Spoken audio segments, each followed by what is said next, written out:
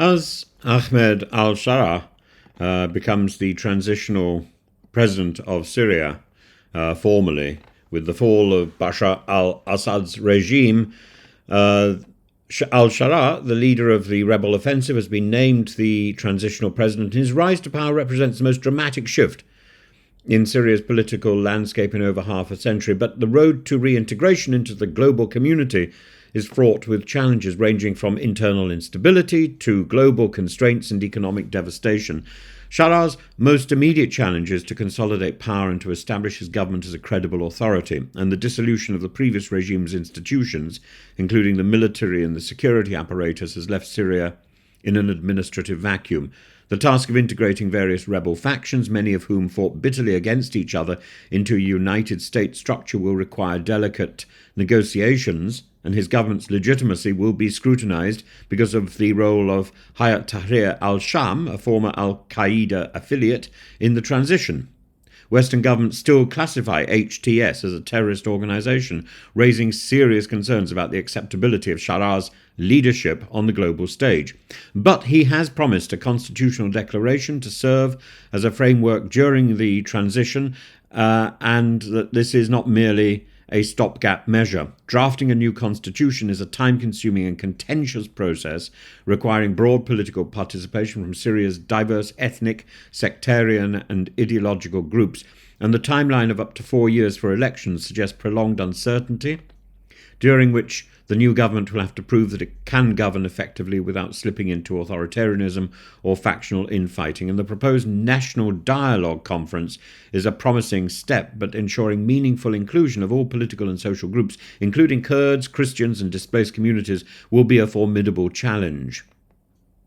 And quite frankly, al-Sharaa needs global support. Sharaa has pledged to dissolve all armed factions and integrate them into state institutions.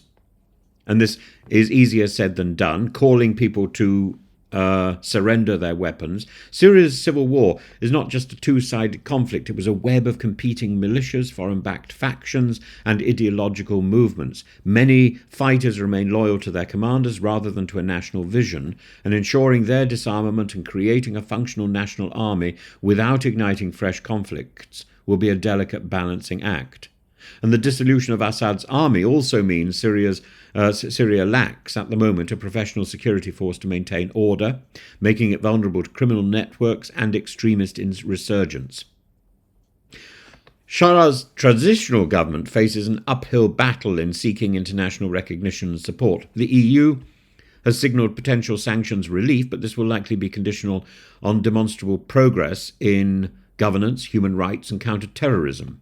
The US and UK remain deeply sceptical about HTS's involvement, and any alignment with the group could hinder Syria's re-entry into the global economy. Moreover, relations with Russia are now in flux.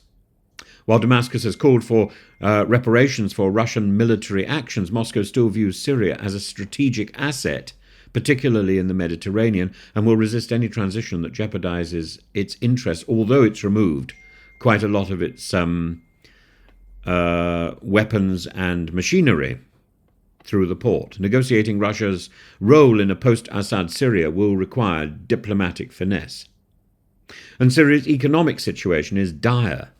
13 years of war have destroyed infrastructure, paralyzed industries, displaced millions, and reconstruction will require billions of dollars in investment, and potential donors, including the Gulf states, the EU and China, will demand assurances that funds will not be misused. The lifting of sanctions will be a crucial factor, but it won't be enough on its own. Syria must rebuild trust with international financial institutions, attract investors, tackle corruption, and the reliance on Russian-made weaponry and energy systems also complicates economic planning, as Moscow's own financial struggles may limit its willingness to assist. Sharaa has vowed to pursue the criminals who shed Syrian blood and committed massacres, and this declaration raises difficult questions about accountability. The Assad regime is responsible for mass atrocities. But rebel groups, including HTS, have also a history of human rights violations, and a fair and impartial justice will be essential to national healing. But any attempt at legal reckoning could provoke backlash from those who fear persecution. The balance between justice and political stability will be one of Shara's most sensitive challenges, particularly as a lot of the Assad regime terrorism, the use of gas and so on, was because of Russian connivance. More than 12 million Syrians have been displaced, many of them in neighbouring Turkey, Lebanon and Jordan, and reintegrating these refugees will be crucial for national recovery. But it's not simply a logistical challenge. Many refugees fear retribution. There are deep divisions between those who fled and those who remained under Assad's rule, and addressing property rights, rebuilding, helping destroyed communities to revive, ensuring a safe return for refugees. All of this requires careful planning and substantial international cooperation. Ahmed al-Shara's leadership represents an opportunity to turn the page on Syria's dark past, but the obstacles to reintegration into the global community are immense.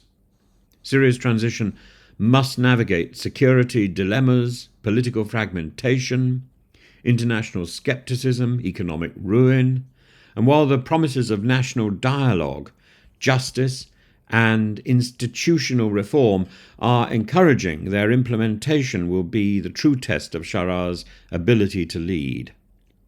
Without careful diplomacy, inclusive governance and sustained international support, Syria risks slipping into further instability, prolonging its long and painful road to recovery.